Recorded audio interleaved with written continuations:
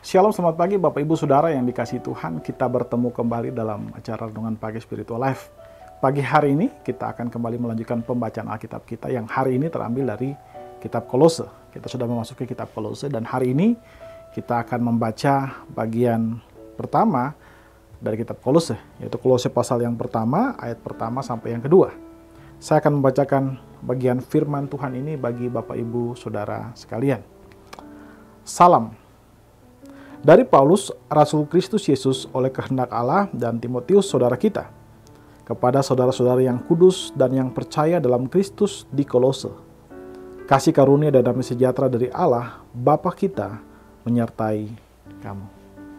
Saudara yang dikasihi Tuhan, di dalam perikop yang baru saja kita baca ini, Rasul Paulus membuka surat kepada jemaat Kolose dengan mengucapkan salam kepada mereka. Di sana, Rasul Paulus memperkenalkan dirinya. Dikatakan di sana dia adalah Rasul Kristus Yesus, atau orang yang diutus oleh Yesus Kristus oleh kehendak Bapa. Dan dia juga menjelaskan bahwa dia bersama dengan Timotius. Mereka menyapa dan memberi salam kepada jemaat Kolose dan juga memberikan doa kepada jemaat Kolose. Dikatakan di sana bahwa kasih karunia dan damai sejahtera daripada Allah Bapa kita menyertai kamu sekalian. Saudara, meskipun perikop ini atau ayat ini cukup pendek, tapi ada begitu banyak hal yang bisa kita pelajari dari ayat ini. Ada 3 pelajaran yang bisa kita pelajari dari ayat ini, khususnya tentang pelayanan kita, khususnya pelayanan kita di gereja. Saudara, Rasul Paulus menjelaskan di sana bahwa dia menjadi rasul karena panggilan Allah. Ini hal pertama yang harus kita sadari ketika kita mengambil bagian dalam pelayanan di gereja, yaitu menjadi pelayan Tuhan, menjadi orang yang melayani, terlibat dalam pelayanan di gereja. Maka itu bukan ambisi pribadi kita, tapi itu adalah panggilan Allah. Rasul Paulus menyadari hal itu, karena itu dia berkata bahwa dia menjadi Rasul Kristus Yesus karena kehendak Allah dan bukan karena ambisi pribadinya dia. Yang kedua yang bisa kita pelajari dari bagian ini, dikatakan bahwa dia menyebutkan Timotius saudaranya, atau Timotius merupakan rekan pelayanan dia. Di sini dijelaskan bahwa Rasul Paulus percaya bahwa Timotius ada di sana sebagai bagian dari tim pelayanan dia. Saudara, pelayanan di gereja itu bukanlah pelayanan individu.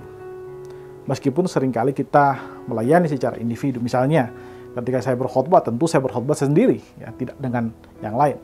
Tapi khotbah saya biasanya merupakan sebuah rangkaian dari sebuah tema yang besar, yang juga khotbah-khotbah itu juga disampaikan oleh pengkhotbah-pengkhotbah yang lain.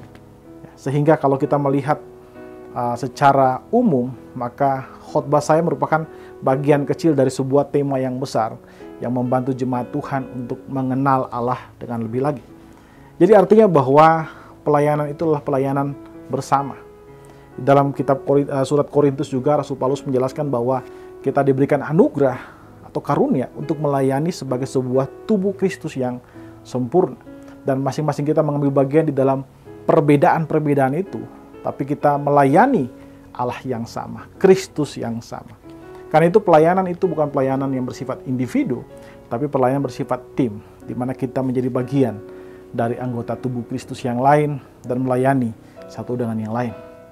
Lalu hal ketiga yang bisa kita pelajari dari bagian firman Tuhan ini adalah bagaimana Rasul Paulus menyampaikan doa kepada orang-orang yang ada di Kolose. Dikatakan di sana bahwa kepada saudara-saudara yang kudus dan yang percaya dalam Kristus Yesus, Kolose, kasih karunia dan damai sejahtera dari Allah Bapa kita menyertai kamu. Dikatakan di sana dia menyampaikan doa kepada mereka. Saudara yang dikasihi Tuhan, di dalam perikop ini kita melihat bahwa, di dalam bagian ini kita melihat bahwa Rasul Paulus mengungkapkan kepedulian dia kepada mereka. Dia berdoa supaya Allah memberikan mereka damai sejahtera dan selalu menyertai mereka dan juga memberikan mereka kasih karunia. Pelayanan kita bukan hanya untuk aksi menunjukkan kemampuan-kemampuan kita atau mengaktualisasikan kemampuan-kemampuan kita, tapi ini merupakan ekspresi dari kepedulian kita kepada Tuhan, khususnya kepada tubuhnya, yaitu jemaat Tuhan. Saudara, dari hal ini kita bisa melihat bahwa sebagai orang Kristen, maka kita harus melayani dengan penuh tanggung jawab. Karena pelayanan adalah panggilan Tuhan bagi kita. Kita juga harus belajar untuk bekerja di dalam tim, karena pelayanan ini tidak bisa dilakukan sendiri. Sama seperti Rasul Paulus melibatkan Timotius di situ, maka kita pun tidak bisa sendiri. Kita membutuhkan orang lain untuk bisa melayani. Dan yang ketiga, kita bisa melihat bahwa melayani adalah ekspresi dari kasih dan kepedulian kita kepada sesama kita, khususnya kepada sesama anggota tubuh Kristus. Jadi kita harus melayani dengan rendah hati. Kita harus bekerja sama sebagai sesama anggota tubuh Kristus dan senantiasa mengedepankan kasih dan kepedulian kita dalam pelayanan kita. Saudara, sekali lagi, pelayanan gerejawi adalah pelayanan yang bukan menjadi beban bagi kita, tapi menjadi anugerah Tuhan bagi kita. Mari saudara, kita ambil waktu sejenak untuk merenungkan firman Tuhan yang baru saja kita dengarkan. Saudara, apakah saudara sudah memiliki komitmen dan tekad yang kuat untuk sungguh-sungguh mengabdi kepada Kristus dalam pelayanan untuk membangun tubuh Kristus? Saudara, mari kita ambil waktu sejenak untuk mendoakan hal tersebut. Berdoalah meminta anugerah Tuhan melalui Roh Kudus untuk memberikan kita kemampuan, memiliki komitmen dan tekad yang sungguh-sungguh untuk mengabdi kepada Kristus dalam pelayanan untuk membangun tubuh Kristus.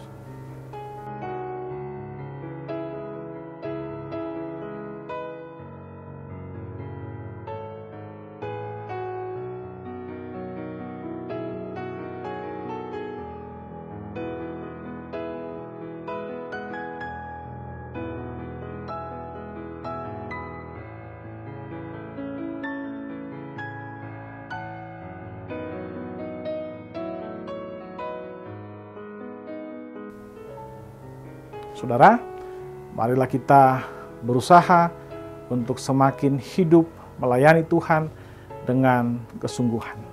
Mari saudara, kita tundukkan kepala, kita berdoa. Ya Tuhan Allah Bapa kami bersyukur buat kasih dan setiamu kepada kami. Terima kasih jika Engkau memberikan kepada kami anugerah-Mu untuk kami boleh menghidupi hari ini Tuhan. Dan sekarang kami akan menjalankan aktivitas kami, jagai kami, sertai kami Tuhan Yesus, bimbing kami. Kami juga berdoa supaya Engkau memberikan kepada kami anugerah-Mu Tuhan, memberikan kepada kami hati yang betul-betul mengasihi Engkau, mengasihi umat-Mu Tuhan, sehingga dalam pelayanan yang kami lakukan, di mana kami ada, kami betul-betul melakukannya karena kasih kepada sesama kami Tuhan Yesus, khususnya kepada tubuh Kristus. Ajar kami memanfaatkan karunia kami dengan baik, sehingga Engkau bisa bekerja secara optimal melalui kehidupan kami di dalam tubuh-Mu, yaitu dalam gereja-Mu Tuhan. Terima kasih Bapa, kami serahkan kehidupan kami seluruhnya ke dalam tangan kasih dan karunia-Mu saja. Dalam nama Tuhan Yesus Kristus, kami berdoa kepada Bapa Surgawi. Haleluya. Amin. Amin. Bapak Ibu Saudara yang dikasihi Tuhan, kita sudah selesai dengan renungan kita pada pagi hari ini. Selamat pagi, selamat beraktivitas, dan Tuhan Yesus memberkati kita semua.